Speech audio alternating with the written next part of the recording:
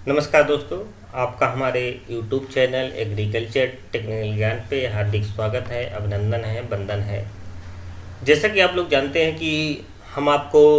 रोज़ाना कोई ना कोई एक नई जानकारी लेकर आते हैं। तो आज हम लोग पीएम किसान सम्मान निधि योजना के बारे में जो है,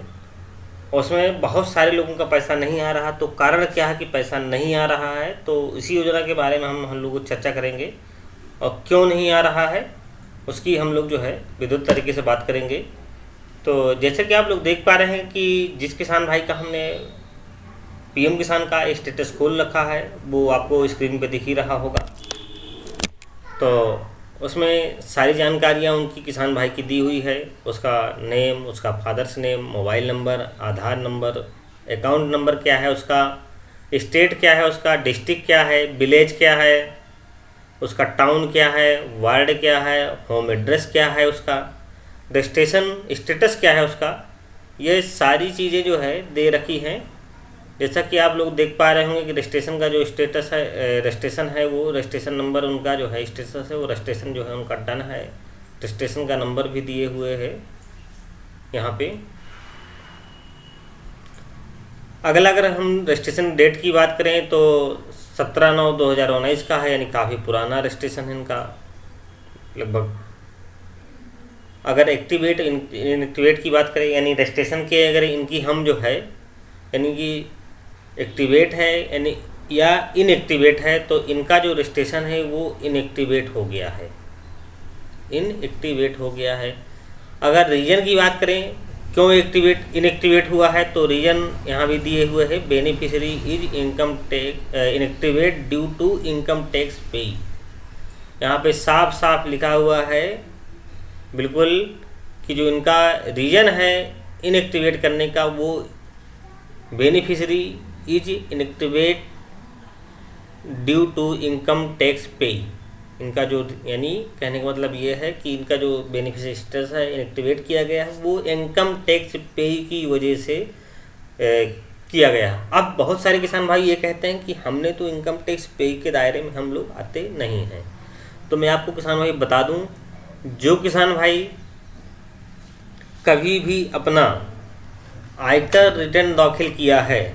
यानी बहुत सारे किसान भाई ऐसे हैं, जैसे आप लोग जानते हैं कि भारत जो है हमारा कृषि प्रधान देश है, लेकिन जो है कृषि के साथ साथ हमारे बहुत सारे किसान भाई जो है अपना कृषि का कुछ काम निपटा के 2-4-6 महीने के लिए किसी प्राइवेट कंपनी या संस्था में जो है नौकरी करना शुरू कर देते हैं। जब नौकरी करते हैं तो वहाँ पर जो है क्या है, पैन कार्ड आपका मांगा जाता है, फिर वहाँ जो सैलरी होती है 10,000, 15,000, 20,000, फिर वहाँ आपको एक रिटर्न भी दाखिल कराया जाता है आपसे कि आप कंपनियां कहती हैं कि रिटर्न दाखिल कराइए। अगर रिटर्न आप दाखिल, जैसे सैलरी कोई कंपनी आपको दे रही है तो उसमें रिटर्न भी दाखिल कराती है। अगर रिटर्न दाखिल नहीं कराती तो कंपनी के ऊपर ज़्यादा आयकर का ज़्यादा बोझ पड़ जाता है, इसलिए वो सारे जो उसके एम्प्लॉय होते हैं उनसे भी रिटर्न दाखिल कराती है ताकि कंपनी को बोझ ना पड़े। तो रिटर्न जब दाखिल करा देती है तो आपका जो है जो पैन कार्ड है वो आधार से लिंक है, नहीं लिंक है तो उसको कराना पड़ता है। तो आधार से जब आपका पैन कार्ड लिंक है,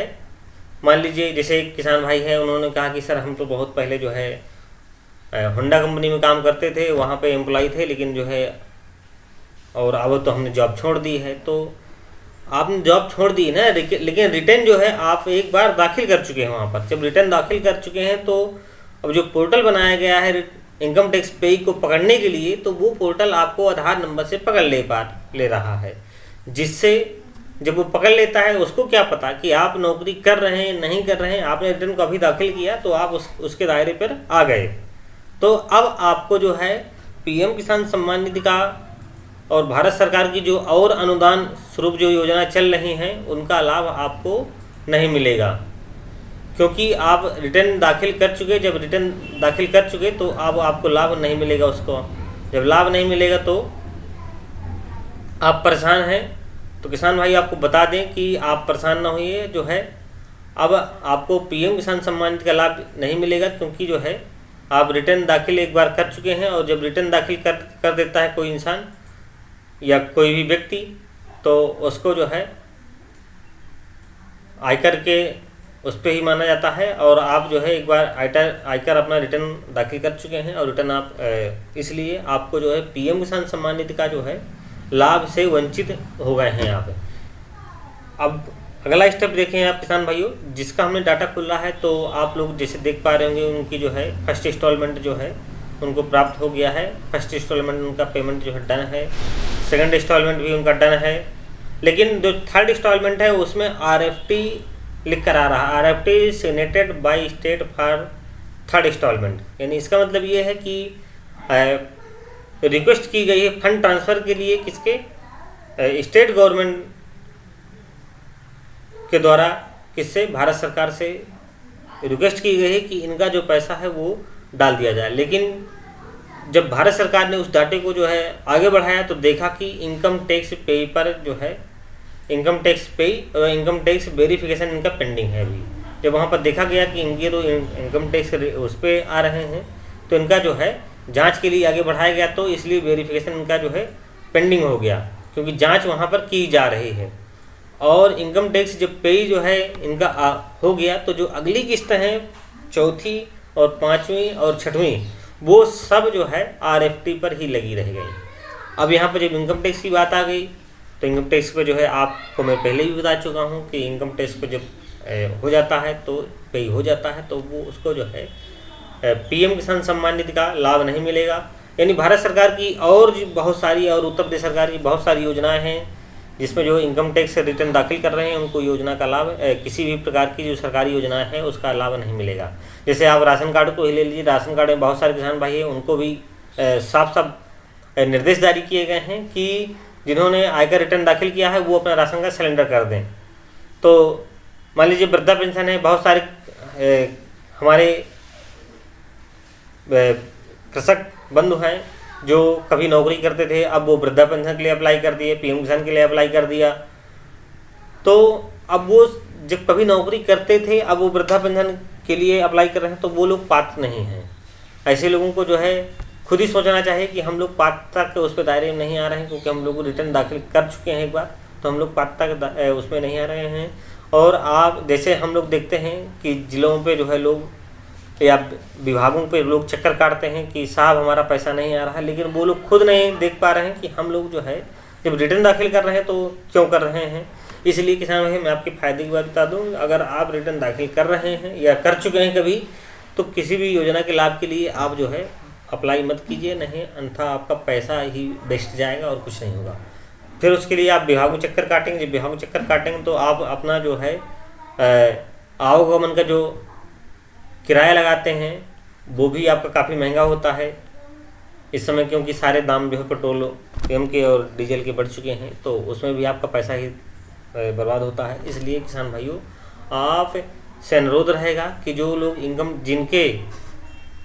पंजीकरण में ये चीज़ें लिख कर आने लगी हैं, इनकम टैक्स से पेई, इनकम टैक्स से verification pending, verification is inactive due to income tax payee, वो है ऐसे किसान भाई जो है बिल्कुल भी जो है परेशान मत हों, वो अपना जो है योजना के पात्र नहीं हैं। और एक बार और आपको बता दूं, जो इनको 2 किस्तें मिल भी चुकी हैं, जिन किसान भाई का डाटा है ये, इनको ये किस्तें भी जो है वापसी करनी पड़ेंगी। 4000 इनको जो है इनको खाते पे अपने या तो जमा कर दें या इनके पास विभाग की, कृषि विभाग की जो है एक नोटिस जाएगी, उस नोटिस के जरिए जो है ये अपना भी जमा कर सकते हैं। अन्यथा अगर ये पैसा नहीं जमा करते हैं तो आपसे जो है राजस्व की कर वसूली भी की जाएगी साथ में, और राजस्व विभाग ही आपसे जो है वसूलेगा उस पैसे को। और जब राजस्व विभाग वसूलेगा तो उसका अपना वसूलने का एक कर भी लेगा। तो किसान भाइयों अगर आपको हमारी वीडियो अच्छी लगे तो हमारे चैनल को लाइक एवं सब्सक्राइब करें, और अपने जो आपके अन्य जो किसान भाई हैं उनको भी जो है हमारे इस वीडियो के बारे में बताएं और जो है अपना प्यार एवं मोहब्बत बनाए रखें। किसान भाइयों ये अनुरोध है कि जो है लाइक एवं सब्सक्राइब जरूर करें, क्योंकि आपका लाइक एवं सब्सक्राइब में क्या लगना है, एक हमारा मोटिवेशन होगा, हमारा चैनल का थोड़ा सा मोटिवेशन होगा, हमारा जो है हमारी टीम का एक मनोबल बढ़ेगा कि लोग हमको सब्सक्राइब कर रहे हैं। अगर आपको वीडियो अच्छा लगे तो भी सब्सक्राइब करें और लाइक करें। धन्यवाद किसान भाइयों।